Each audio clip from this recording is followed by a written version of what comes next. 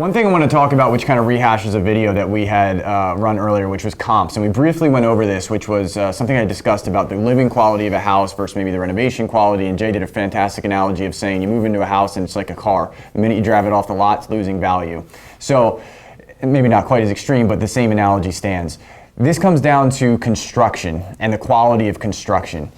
It is really, really important in certain areas of where you're flipping have everything to do with whether you're going to sell that at the number you think you're going to get or not. I know certain areas that I deal in that if you don't do the exact finishes as that house that sold to you next door in that professional manner, and you think that, hey, I can cut the corner and put some pergo floors in instead of hardwood, or I can use, this line of, refrigerator and stove versus this line, you're wrong.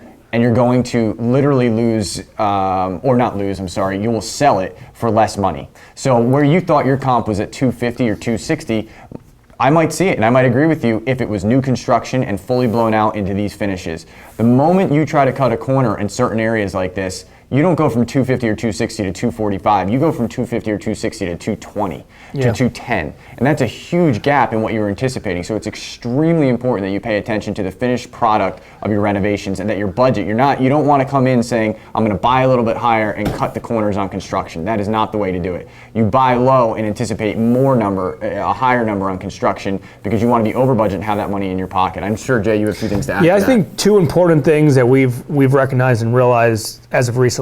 So, back in the day, years ago, you could have just a lipstick on a pig project and it would sell at market value, and then the market would be increased by the nicer houses. These days, it's the opposite. Mm-hmm. You're going to sell at market value if you have the best property in that neighborhood.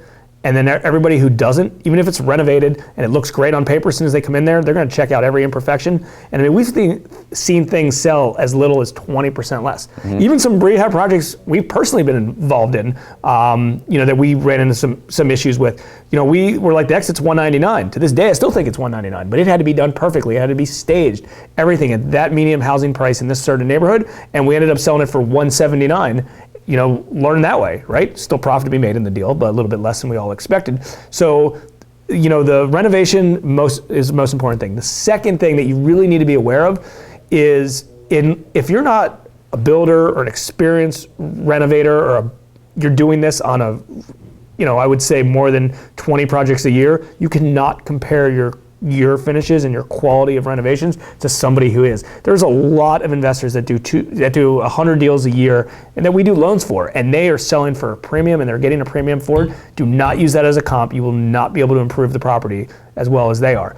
You guys, chances are they're putting in probably $100,000 into a 1,500 square foot property, and that $100,000, if you were able to do that, probably would cost you $130,000 to do the same quality thing. You don't have a budget to do that, right? And they're getting a premium for their product. They're well known. They have buyers that are chasing them around and says, hey, let me know the next property you sell because I want to buy it and I'm willing to pay a premium for it. So it's things that you really need to take consideration for, and you just make sure the easiest way to do it is see what your competition is doing in that area and copy it. Take emotion out of it. If they have a blue ceiling or a blue wall, paint yours blue. Use the exact same tile, the exact same everything. Yep. Copy the darn thing because it works, and there's nothing wrong. There's nothing wrong with changing something that's currently working. Yeah, and back to what Jay was saying, which I think was a really good point. And he was actually dabbling or touching on the conditions of the market. And what he was saying is that for the past several years, the market has covered up maybe not quite as polished renovations with appreciation, because now those renovated properties are what are setting the new market, hence the needle of the market going up.